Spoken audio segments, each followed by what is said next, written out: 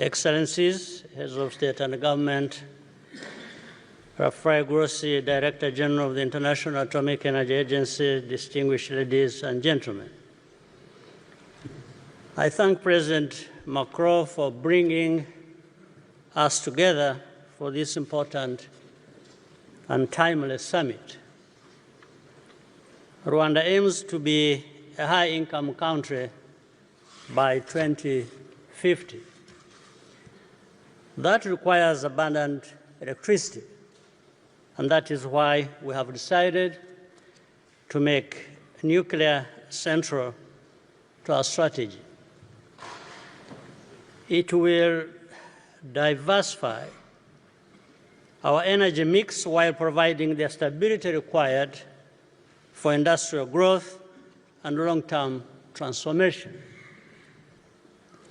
Achieving this requires strong institutions, sound regulation, and an educated workforce, and that is the foundation Rwanda is building.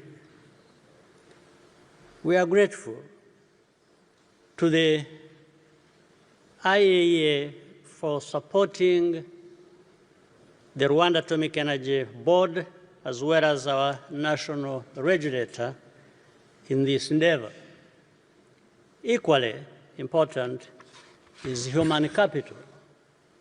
Hundreds of Rwandans have been trained in nuclear science and engineering through partnerships with leading global institutions. We have also introduced a new program in nuclear science at the University of Rwanda.